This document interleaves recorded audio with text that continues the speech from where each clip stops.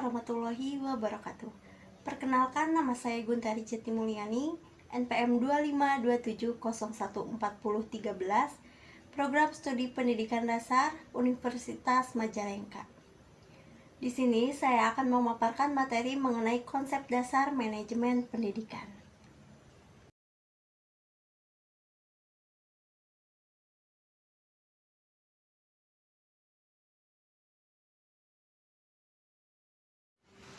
Langsung saja kepada pembahasan yang pertama, yaitu mengenai pengertian manajemen pendidikan.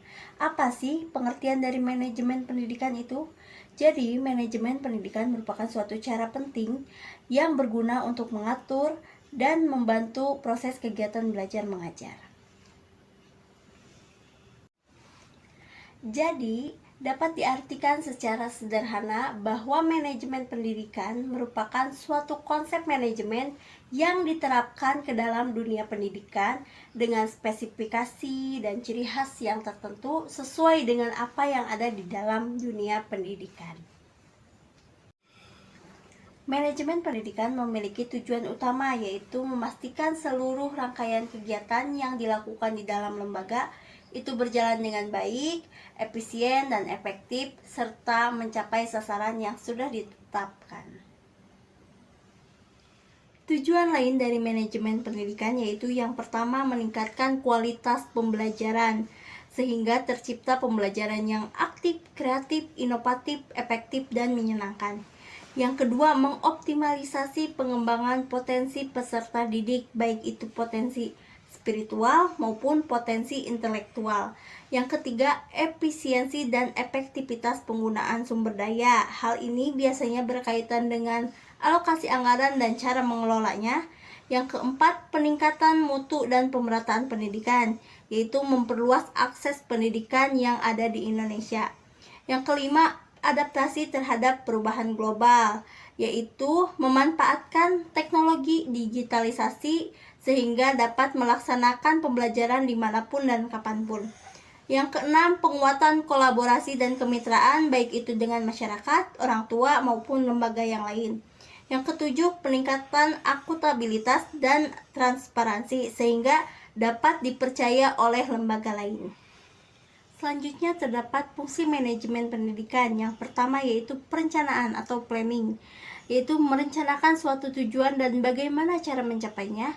Yang kedua yaitu pengorganisasian atau organizing, yaitu mengatur sumber daya dan aktivitas yang akan mencapai tujuan tersebut. Yang ketiga, pengarahan atau leading, memberikan motivasi supaya dapat mencapai tujuan yang sudah direncanakan. Yang keempat, koordinasi atau coordinating, yaitu mengkoordinasi atau menghubungkan antara bagian-bagian yang berbeda. Yang kelima, pengendalian atau controlling, yaitu mengawasi atau mengevaluasi kinerja untuk memastikan tujuan tersebut tercapai atau tidak.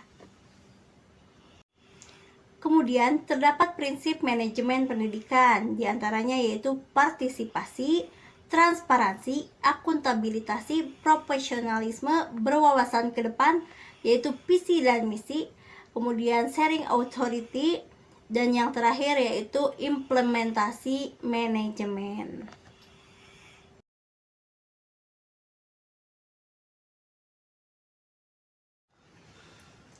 Jadi, kesimpulan dari materi konsep dasar manajemen pendidikan yaitu manajemen pendidikan merupakan suatu cara penting yang berguna untuk mengatur dan membantu proses kegiatan belajar mengajar.